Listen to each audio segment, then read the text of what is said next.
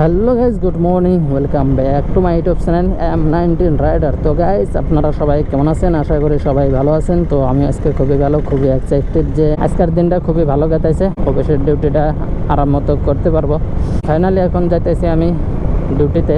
আপনারা তো সবাই জানেনই যে আমার যেগুলো মোটো ব্লগিং হয় সেগুলো এই ডিউটির মাঝখান দিয়ে হয়। সারাদিন কিন্তু আমি মোটো ব্লগ করার একদম টাইম পাই না। আধা ঘন্টা যে টাইম পাবো যে মোটো ব্লগ আধা ঘন্টা একটু ফ্রি টাইম ভাবে বানাই, সেটা আমার কাছে নাই। তো আমি যে অফিসে জব করি, সকালে ঘুমে থেকে ওইটা নাস্তা করলাম, না করলে নাই, অমনি যাইতে হয় অফিসে।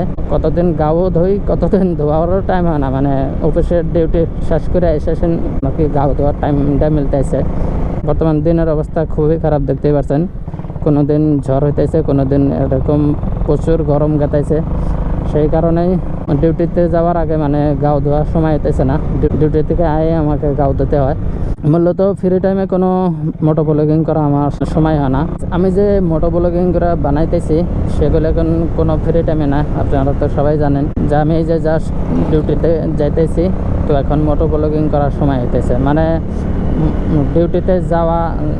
ডিউটিতে যখন যাই তখন মোটো ব্লগিং স্টার্ট করি, আবার যখন ডিউটি খতম করে রিটার্ন হই তখন আবার মোটো ব্লগিংটা স্টার্ট করি।